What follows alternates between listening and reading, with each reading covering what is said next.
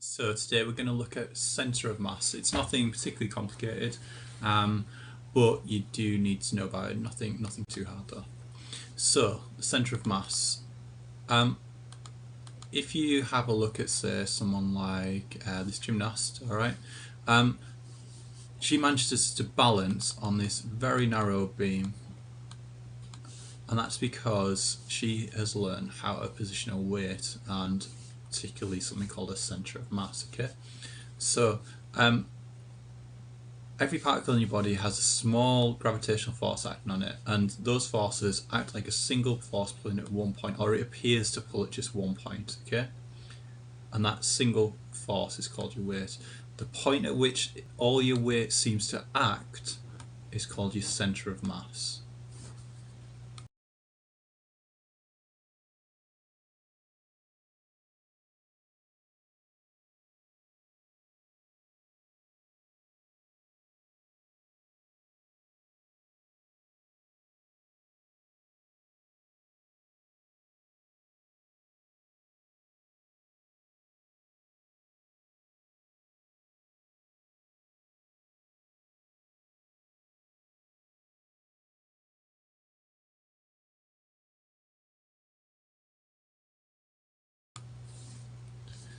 So if we have a look at our gymnast from the previous example with some high quality animations,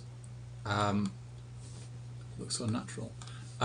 Then you've got this gymnast in three positions. So her centre of mass is the same in each case. It's acting around about here, okay, around about a midriff region.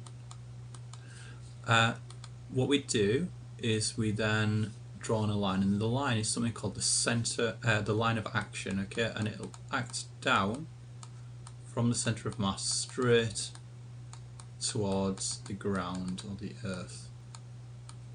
Okay. So here we can see the lines of action, alright? So in this one, if the line of action is between the 2 points that make a stable eye of feet, so it's inside here, then she'll be stable.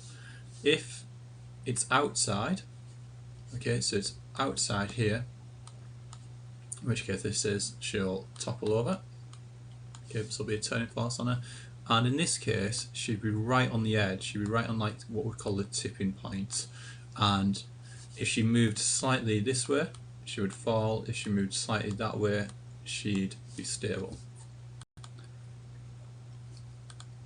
So if we have a look at a few different diagrams, okay, all of them have different centres of mass, okay.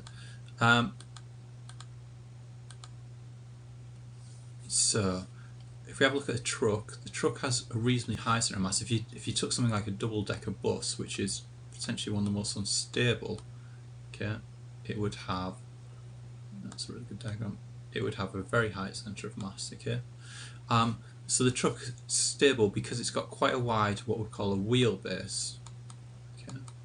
So in order for this truck to tip, it would have to be on an angle, okay, so maybe the ground's like that, the truck would have to be like this, okay, and the centre of mass would have to be outside of the wheelbase.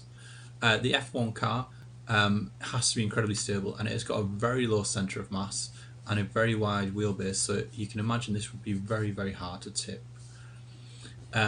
This stunt driver is managing to do it right on the edge of his wheel, okay, but if he were to, I don't know, hit something and it moved ever so slightly, his line of action would be outside his wheelbase and he would tip.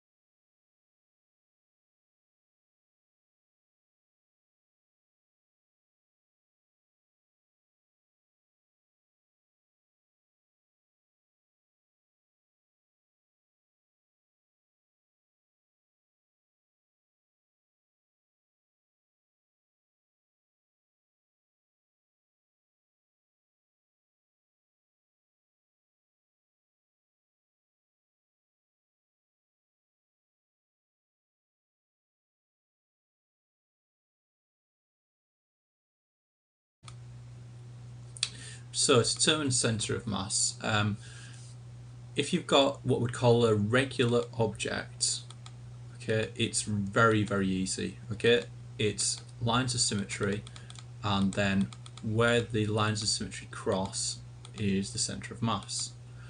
Okay, so it's easy. Okay, so here, here, here, and here. However, that only really applies to objects that are regularly shaped. Okay, so you can see these objects are all regularly shaped. When you have something that is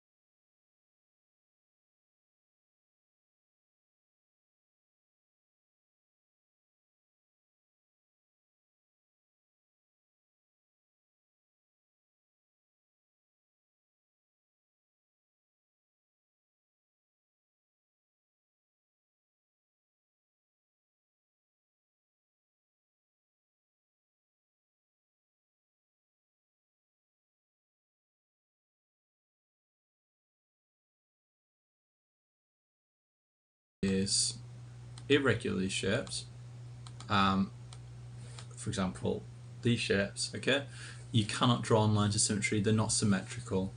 You probably know that from 7 maths, okay. So what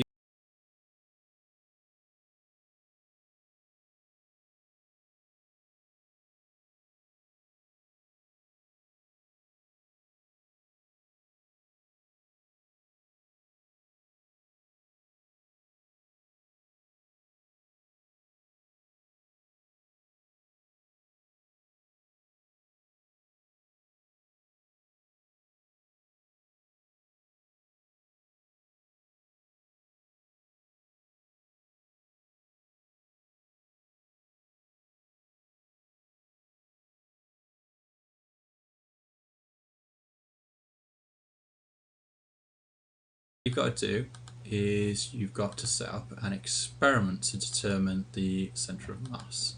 Okay, so you get a piece of card, you put a hole in it here, okay, and you hang it maybe from a thread or directly through the clamp on a clamping stand. Okay, and then you attach something called a plumb line, which is just a piece of string with a weight at the bottom. Used to be lead, hence plumb. Okay, symbol for lead, PB. Then what you can do is you can put an X here on the card, just behind where the plumb line is, and draw a dashed arrow. You would then mark that on, and then you'd hang it in a different way from a different place. Okay, so you'd probably make a hole, say here, okay, or indeed here. Again, you hang the plumb line, you put your crosses, draw your dashed line. So in this case, the centre of mass for this object would be here. And you can test that. You can put it on your finger, and if it balances, you have got the correct centre of mass.